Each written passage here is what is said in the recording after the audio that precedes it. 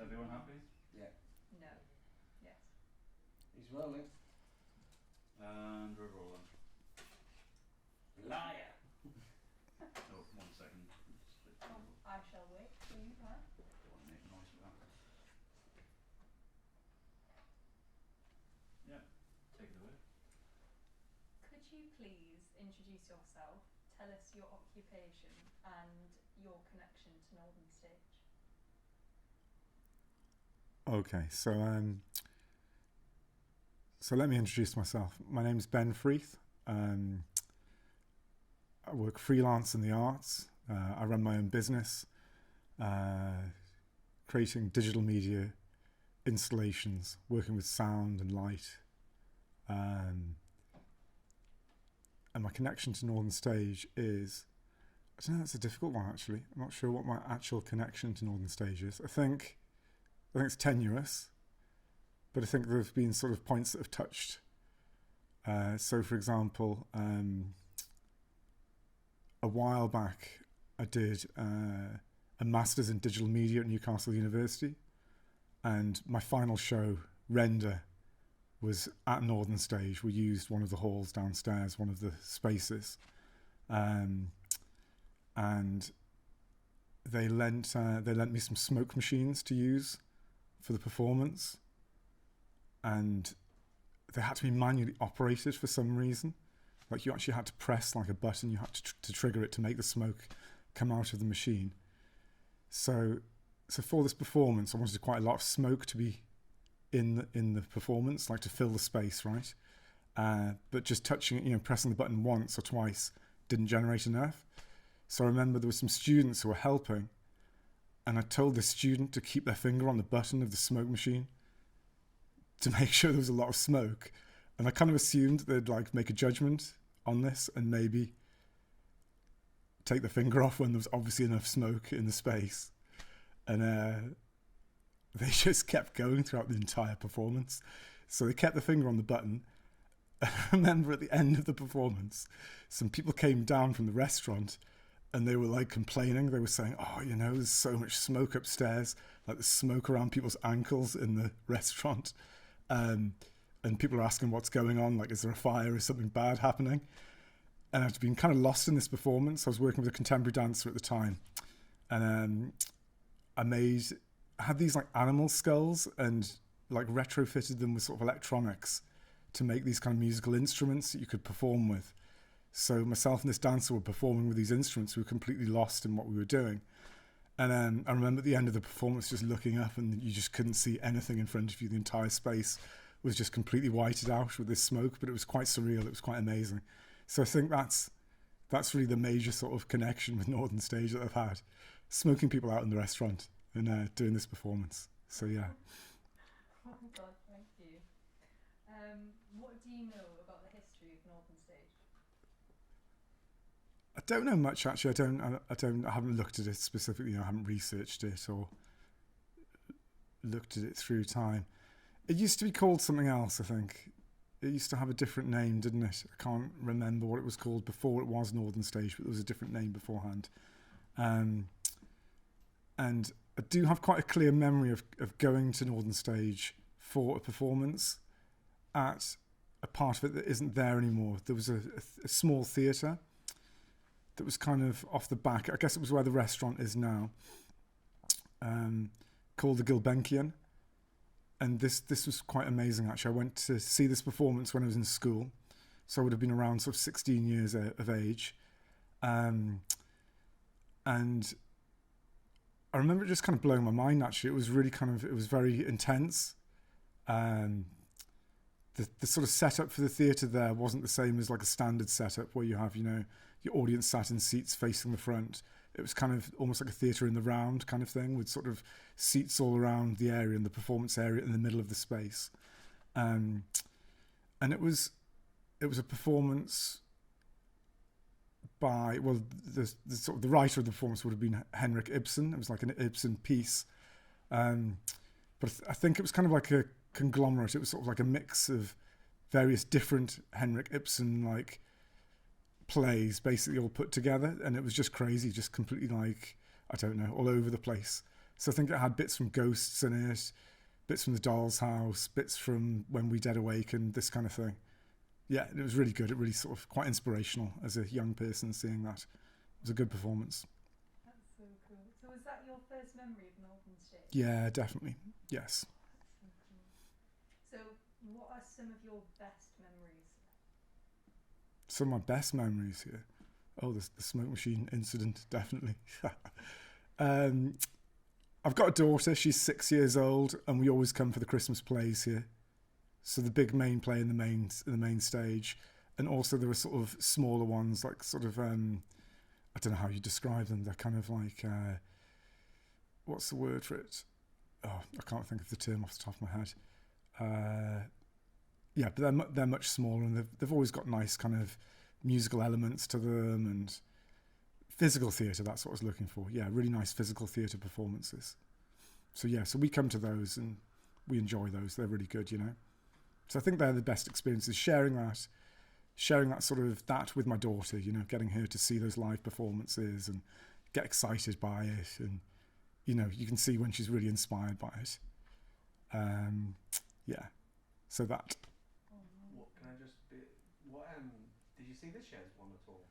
We didn't. We had tickets for it, and it was. We had tickets for this year's performance, but it was cancelled because the cast members went down with COVID before we got a chance to see it, unfortunately. So yeah. Shame. Yeah, definitely. Yeah, we're looking forward to it, you know. So what are some of the challenges you faced at Northern Stage? Smoke machine, sorry. Smoke machine. Let's talk about the smoke machine again. Some of the challenges, yeah.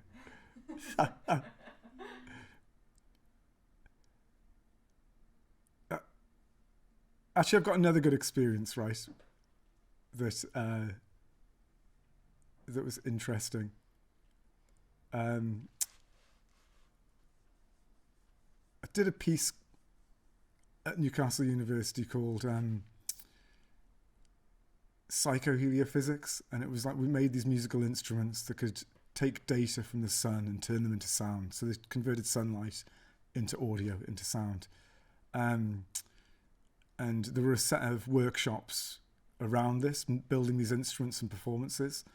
And I had a group of people come to those workshops. Actually, no, sorry, I'm talking about the wrong thing. This is something different. Let me just rewind a minute. Okay, that was it. So it wasn't that workshop. It was a different set of workshops. That was it. Okay. So it was at the university.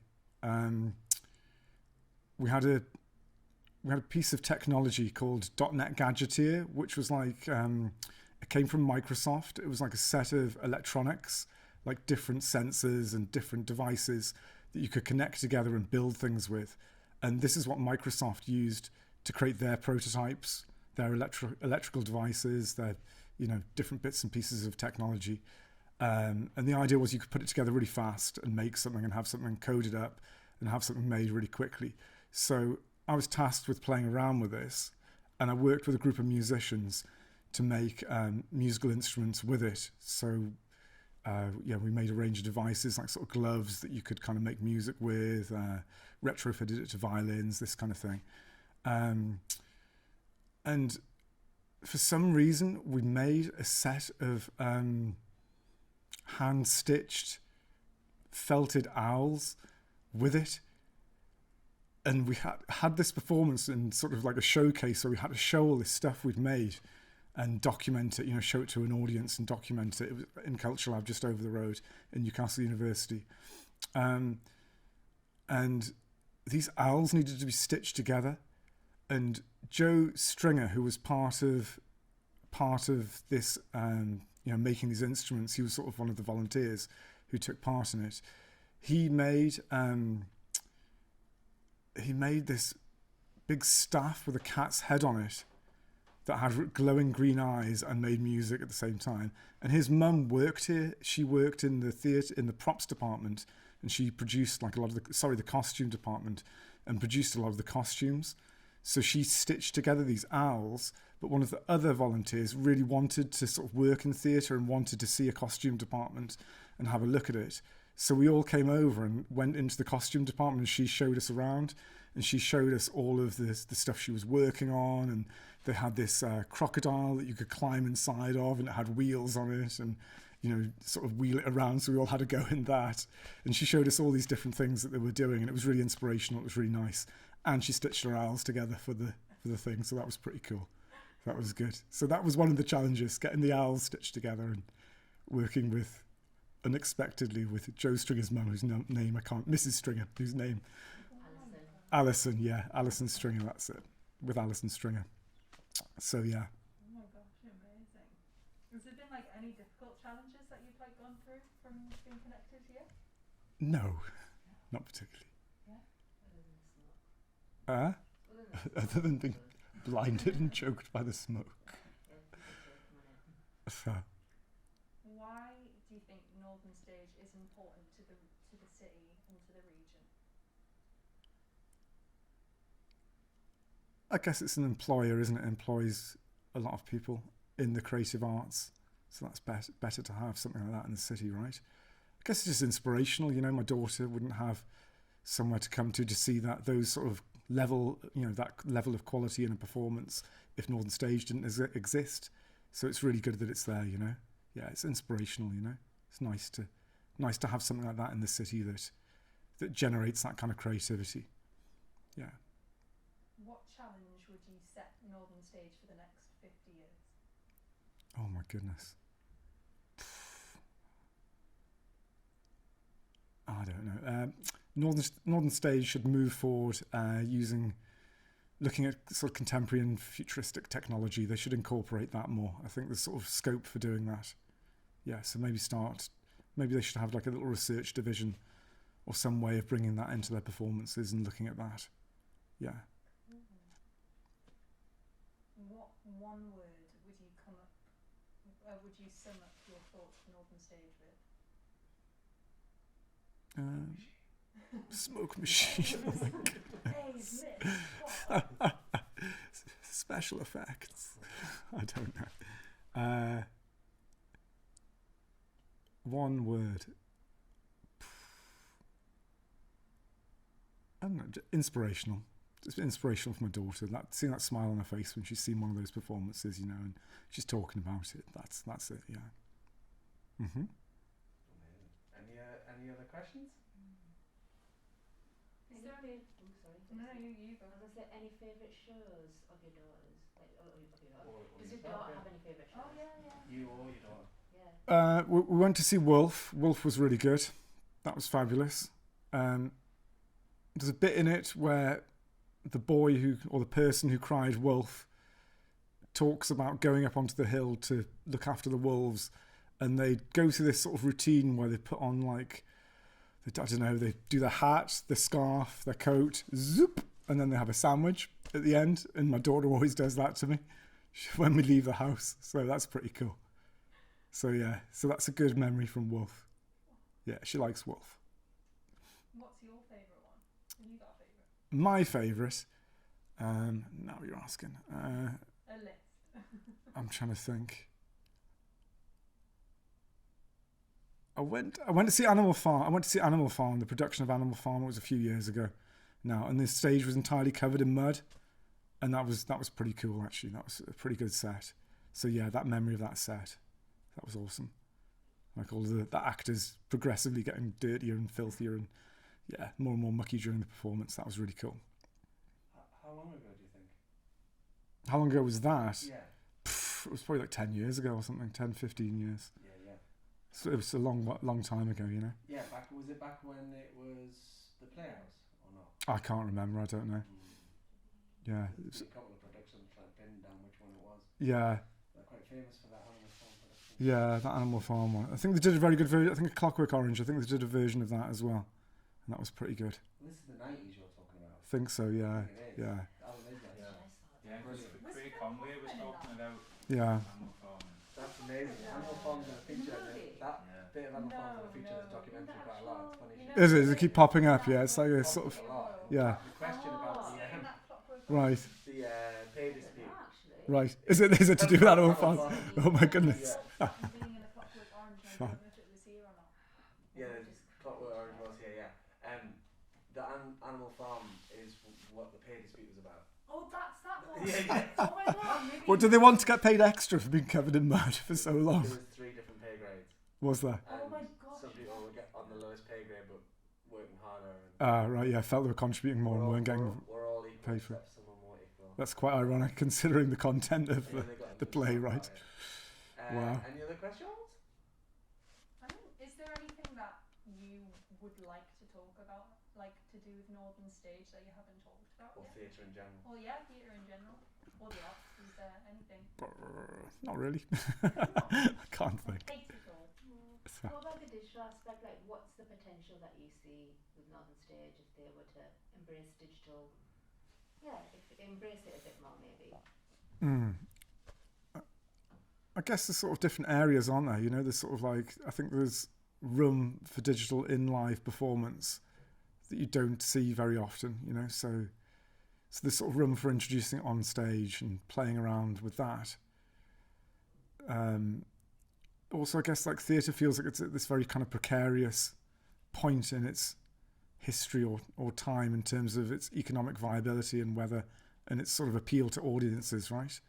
I think the sort of, I guess like during COVID, that's been pushed a lot, like sort of Zoom things and stuff happening online. But I guess like virtual reality seems to have really progressed massively recently. Just looking at some of the virtual reality stuff, that seems to be really kind of a very interesting experience. I've sort of followed it a little bit in the past and read a little bit about the history of it. Like Jared Larnier, I think, is one of the sort of researchers. I think he worked for Microsoft Research at one point, and he seems to have been heavily involved in it, in the development of it. But I kind of think only now it seems to be at the level where it's actually exciting for people and it's a real sort of a real experience. So I think that's definitely worth pursuing. Yeah. Do you think things like VR and like the digital aspect of it, do you think that helps with like accessibility? Would you say that kind of goes down that route, or would you say it enhances other parts of the theatre experience?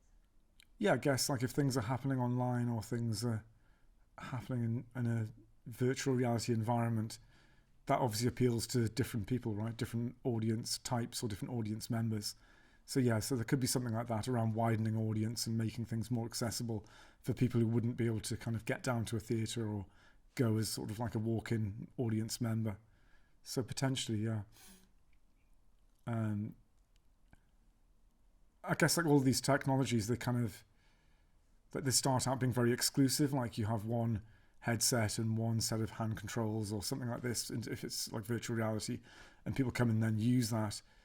I guess like with computers, you know, at one time you'd have like a huge massive computer and lots of people would use one computer, then you'd have sort of like a few computers, and now they're completely ubiquitous. You know, everyone's got 2 computers, everyone's got one in the house, everyone's got like a computer that's their phone, this kind of thing. The technology starts becoming more ubiquitous and more sort of pervasive in terms of people having access to it. So virtual reality could go that way, couldn't it, where everyone's got like a set of virtual reality stuff or tools in their house, so they can access virtual reality performances from wherever they are. So yeah, it could go that way, you know. It'd be interesting. Amazing. You got anything, Aaron? It's cutting. That was brilliant. That was brilliant. It's really funny, it's like the question at the end as well, like, so the more saying, no. I mean, I think when then you go into the bit about theatre being in its most precarious situation, yeah, it's like, that's perfect for the documentary as well, because Cool. that is, we're making this at a time where... It is, isn't it? Yeah, it's quite critical time, you know. Extinct, like it's Yeah. all